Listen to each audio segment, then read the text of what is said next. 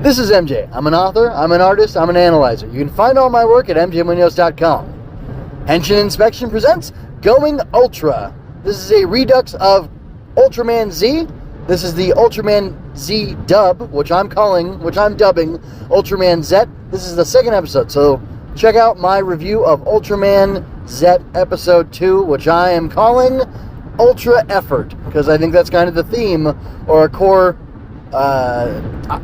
idea being discussed in the course of this episode, and maybe even because there's good writing being done here, that theme and that idea is being expressed and played with over the course of multiple episodes in a sequential show, which is, good and interesting. So, I'm going to go ahead and jump straight into the topics now, and they are, I'll just go one by one and hit them. I don't need to tell you what they all are, but here we go.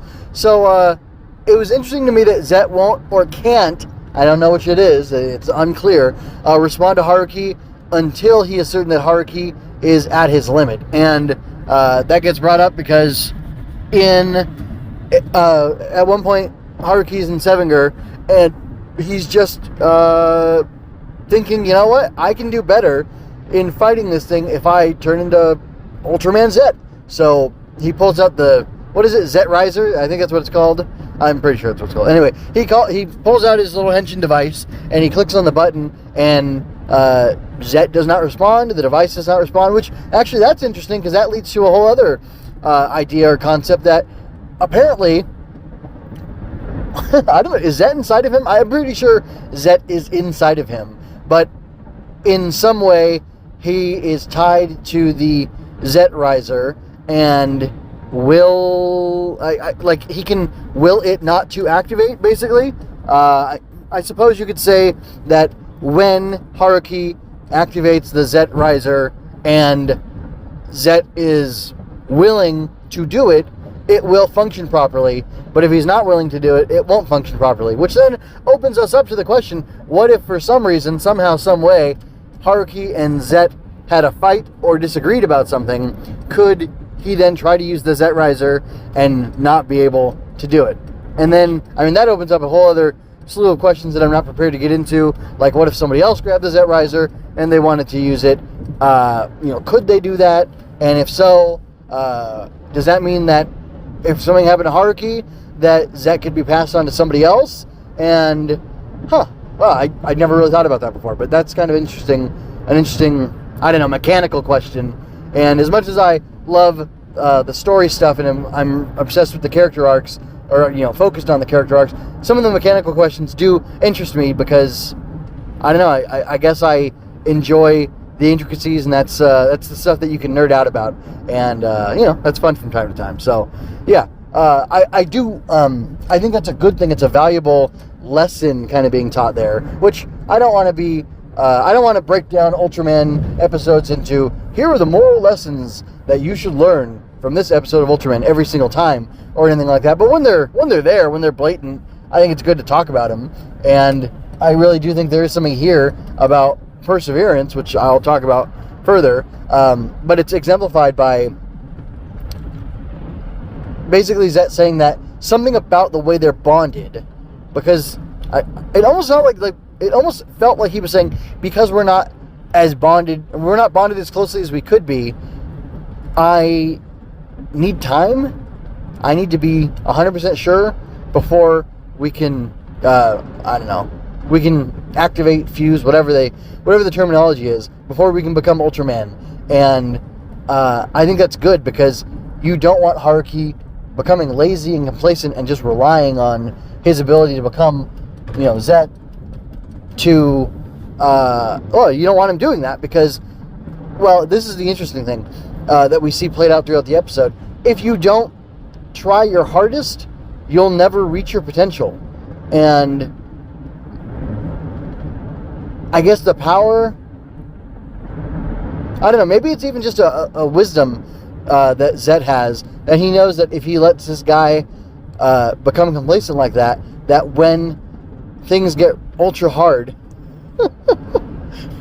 when they're in ultra peril, that Haruki won't be able to pull through for him, because he has been allowed to become complacent and he's never truly been tested. So they don't know the full extent, or I guess the quality of his metal, and therefore, it's going to endanger them and others. That could be the case. That's interesting. I like that you can take it different ways. So, I said there's this idea about the value of perseverance, and I feel like I've talked about that long enough. That was going to be my next point. Especially because of what else is on my list to talk about. So I'll skip it for now and just say I kind of talked about both. Next thing is Space Shark Genegarg apparently is like stirring the kaiju awake, and that's interesting because Yuka tells Hebikura, I think just him, maybe Yoko's there too, that it seems like, no, Yoko's there too, that it seems like since Genegarg came to Earth, that the other kaiju that are hibernating have been starting to wake up. And Storage was developed as a... Oh, did they do that? I think they did that this episode. Storage was developed as an monster, anti-kaiju task force, and which task force might be what the T in Storage stands for. Anyway, and the whole point of it is that they want to defend mankind against kaiju in the event that kaiju come along, because, maybe Ultraman was here in the past in this show, but for sure he hasn't been around for a while, and they need something that can combat kaiju when it's necessary. And kaiju are like a semi-natural or normal part of life. I don't know if it's just in Japan or if it's everywhere. I would think they would have to be everywhere, not just in Japan, but we won't get too much into that at the moment, because, we'll leave that for later. But, so it's interesting that Genegarg is doing this, somehow stirring the kaiju awake, and I don't know if that's something that will be explained later on in the show, but it is something that makes sense for them to throw in, even if it's not as logically consistent as it could be, at least they're throwing it in there. Hey, we didn't need Zett before, and there's not kaiju roaming all over the place, because Genegarg coming here did something and woke up a bunch of the kaiju, and we'll just have to watch out that they might start waking up and making things, giving us more fodder for episodes. So that's kind of interesting. And it's kind of weak, but at the same time, I don't know what else you're supposed to do. I mean, obviously write it differently, but I believe that probably because Ultraman is so set in its ways, and while I admire the quality of the production, it still relies on certain contrivances, like most things do, and like inertia and like tradition for it to function and operate. And like, they don't keep making up new kaiju every single year. I don't know if they make like a new kaiju a year, but like Genegarg, I believe, has been in past things. I know for a fact that the guy that they face in this episode, which I forgot to put a kaiju tracker, but that doesn't really matter. Mr. I go invisible, except sometimes I don't, and I use electricity, or I eat electricity. He's from like the second or third episode of the original Ultraman, and here he is again. So, why is he there? Honestly, the names popping up of the characters of the kaiju bothers me, but that's a meta thing. That's the audience gets to see the names of the kaiju pop up right away, and then later on, at least so far, Yoko says, we're going to call this one this name. And she's not saying, I read this from the screen. It's like there's kaiju files or something, which if there was an Ultraman here before, that would make sense. But it's just, I don't know, it's kind of interesting.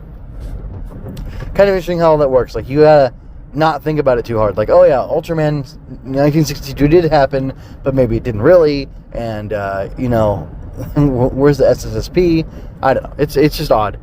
It's odd, like Fast and Loose, playing with the rules and everything. So I just prefer to think of Ultraman in different universes. And if there's, there was the Ultraman, 60 years ago or whatever, that's fine. Or 55 years ago, as the case may be. That's fine, and we'll just kind of, not think about it too hard, which is okay.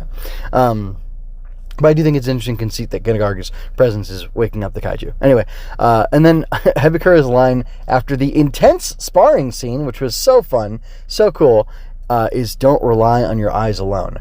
I think that line is really good. It's really interesting.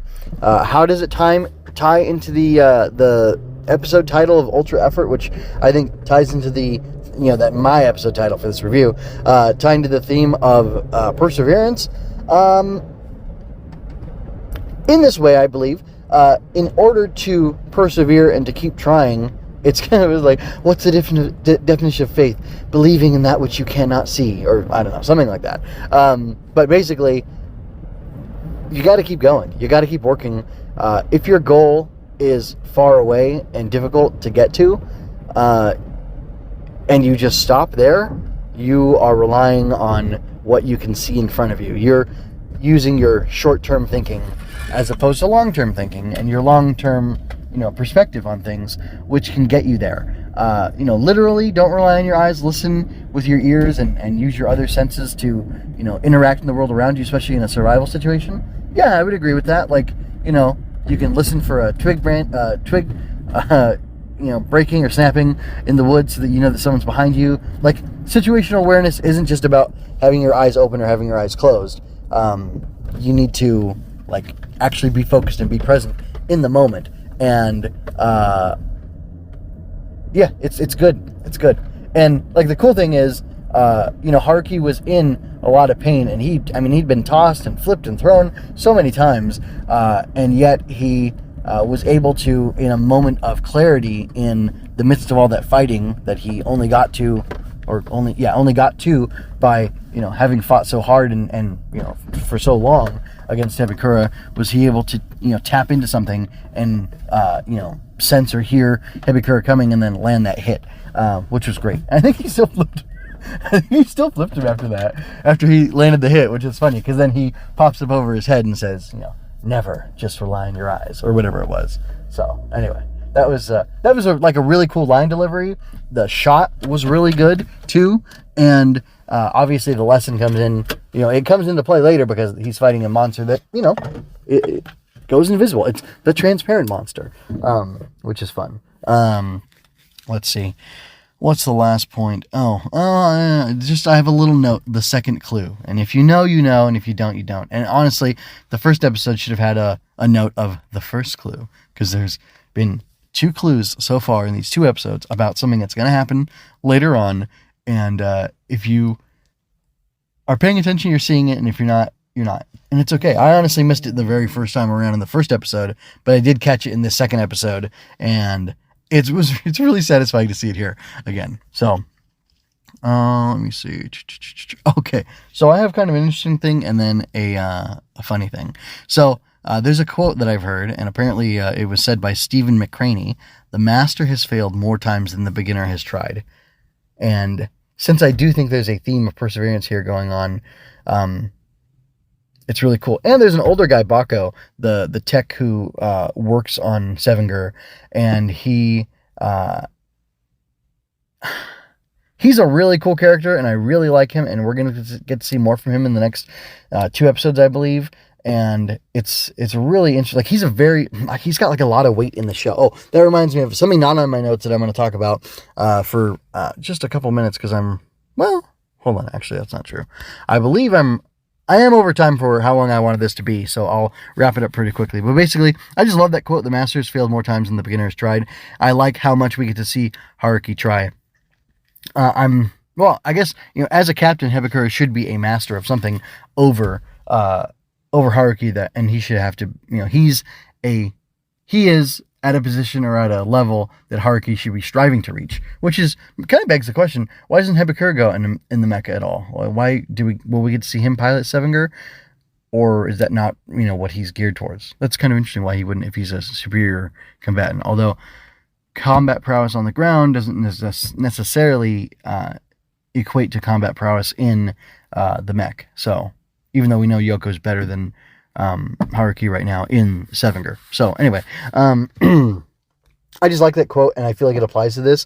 And if you've never heard that quote before, and you picked up on the theme of perseverance in this episode as well, which is called A Warrior's Pride, then I just felt like you'd appreciate that. So, and then there's this weird comedic bit, and it's a little uncomfortable, so I'm glad I have someone else to talk about it afterwards. Yoko is a gerbil. I don't know if this is a Japanese thing. I think I've heard of Japanese men, this is written for adult audiences, not inappropriate, but just adult audiences, that some Japanese men are referred to as herbivores. I don't know. It made me think of dinosaurs, because I always think about carnivore and herbivore for dinosaurs, but they're called herbivores, and it's they're these Japanese women have a problem with them because they don't want a herbivore. They don't want a man who they can boss around. I believe is what I read in this article. And like, they're not marrying and they're not having children and they're not doing these things because they're too soft and they don't have that edge that they need to go out and seek certain things. And instead they, well, I won't elaborate, but basically it's not a good thing. And so, maybe they have more animal terms for people in Japan, because I've never heard of a gerbil in this context, that a gerbil is a woman specifically who likes older men. Like, in America we have cougar and cub. I don't know why I'm talking about this on this show. But like, there's the idea of, men and women of different ages being interested in each other. And the different titles for that depending on who's the older person. I'll just leave it broadly at that. That'll be fine. But it's odd. But like, it was very funny how she like lit up when Baku came along, and you can tell she might kind of be into him or at least admire him or whatever, which again feels weird. But like, I don't know, Baku's a really cool guy, so like I would admire him too. So I can kind of understand where she's coming from if that's her deal. And then like the whole thing with her being more interested in Ultraman Zett because he's about 5,000 years old. Like, that's just weird and kind of hilarious, but like kind of odd, like really, really weird too. Like, ooh, he's 5,000. Like, and like just because he's older, like if he's not like better than, a 50-year-old, then why is a 5,000-year-old better? Or like if a 40-year-old guy's not better in some way materially, and I don't mean by money, I mean like he's more of a man, he's more of who he should be, he has more gravitas, let's just say, than a younger man, then like what's the point of liking somebody just because their age? Like that's kind of silly. But anyway, I'm not here to to dissect Yoko's psychology, and like she had a good dad, so that's not part of it, I don't think. Anyway, but moving on from there, something I loved that I didn't really make note of earlier because I was just focusing on like the story stuff in this, is I absolutely adore the crew and the like, Haruki, Yoko, Yuka, Hebikura, Ultraman or Zett, whatever. They're like the stars of the show. And in real life, they have this whole support team. Those actors have all these people around them, stunt people and, food people, or what do they call it? Craft services in America.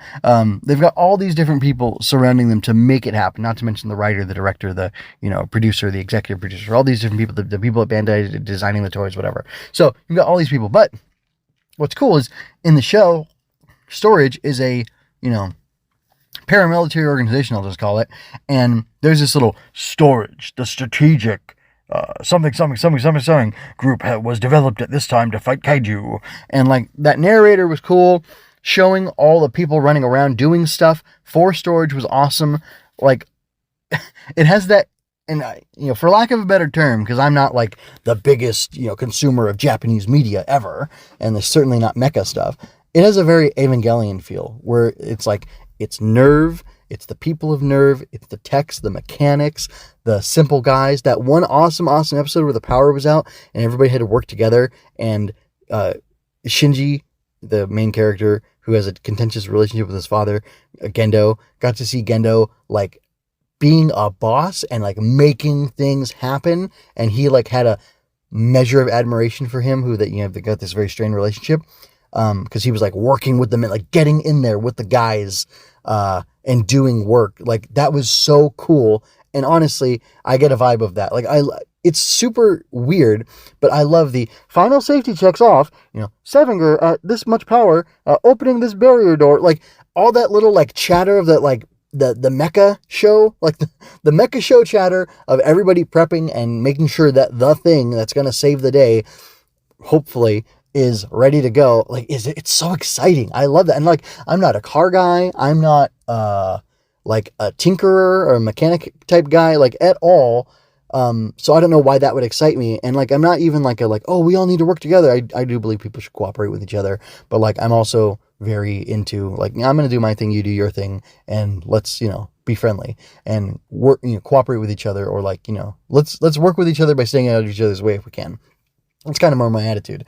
But yeah, something about like this, and I think it's a uniquely Japanese thing, because there was even in, oh golly, what's it called? One of the best anime I've ever seen. The Galaxy Railways. Okay, so Galaxy Railways, it's a Leiji Matsumoto joint. I'm just going to call it that. I love it. I like it immensely. It's honestly just okay, but there's things in it that I absolutely adore and love.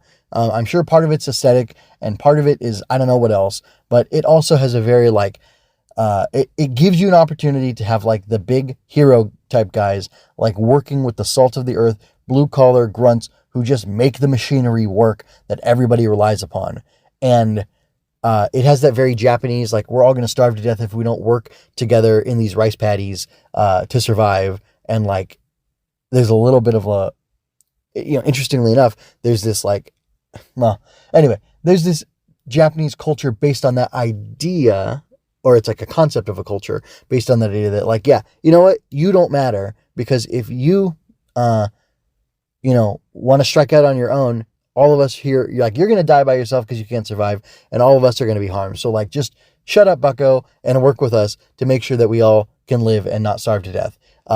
And, like, that weird group dynamic, like, obviously it helped the Japanese people survive for a long time. And then they became a very powerful, very intelligent, or very, I guess, sophisticated is the better word to say it, a group who were able to do things like wage war in China multiple times, and, like, all these, bad things, along with all the wonderful things that they were able to do and all the great things that have come from Japan. But, like, that, I don't know what that spirit is called, but, like, that, like, that collective spirit, there's something about that collective, we all need to work on this together spirit that, I believe is not, if not uniquely Japanese, it's very strongly Japanese flavored.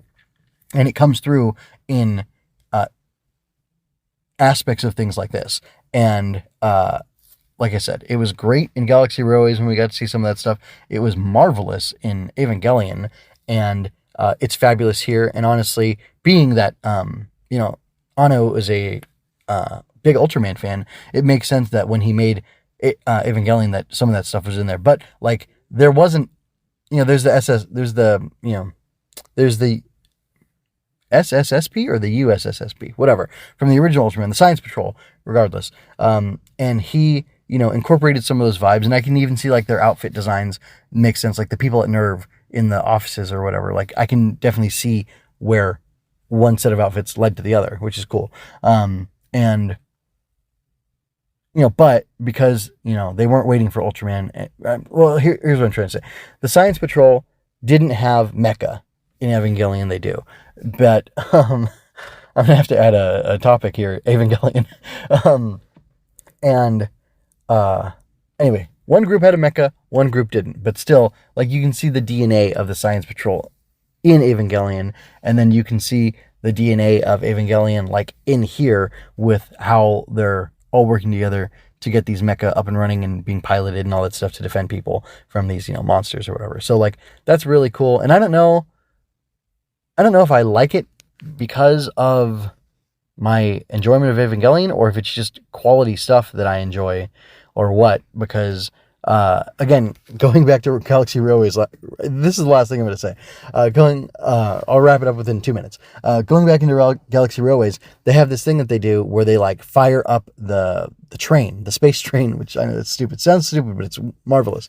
Where they're firing up the space train, and they're doing all that, check 1, check 2, all that stuff. And, like, you get to see pistons moving and, dials, like, turning, and, level indicators, like, going up and down and stuff. And it's wonderful to behold. It's very strange. I don't know if it's, like, a little bit from, like, I watched a tiny bit of Ultron in the early 90s when I was a kid. And then, of course, I watched Power Rangers, and, like, the mecha sequences where they're coming together and stuff. Like, that's always really cool. Again, I don't know why. I don't know if it's a mechanical thing of being a guy or what, even though I'm not into machines so much as I could be. But, like, I've watched some stuff with my kids, and I know my boys love, they're enthralled by the mecha stuff, but I haven't noticed my girls saying anything about it. Anyway, regardless, yeah, so I like all that stuff. I don't exactly know what it is. I could probably look it up and figure out what it is, but I'm not going to do that right now. But it's very cool. And, Zett has it too. And, I I was delighted by all that stuff, and I wanted to mention that because, like I said earlier, as much as I love the story stuff, some of this like just aesthetic stuff is really cool, and it gives a certain vibe that makes me like the show even more. That's all I have to say. So I'm going to go ahead and get out of here, and I'm going to encourage you to go to mjmunoz.com. I'm going to leave a link here in the show notes for something called Ava and the Grow Bug. It's a children's book that I wrote, very much inspired by Ultraman. The version that I have currently done is not the final version. It's not even its final form. It will change and evolve, and I do plan on publishing it as a children's picture book that you can check out, and I'll let you know when that happens. It'll be available on mjmunoz.com, and you can find it and everything else I do there. So with that, I'm going to stop talking, let you go. Thank you for your time and attention. This is MJ signing out. I hope you enjoyed that. Go to mjmunoz.com to leave any questions, comments, or other feedback you might have. There you can find all of my analysis, art, and fiction. I cover books, tokusatsu, comic books, anime, and more. Look around. You're sure to find something else that you'll enjoy as well. This has been a Story Over Everything production.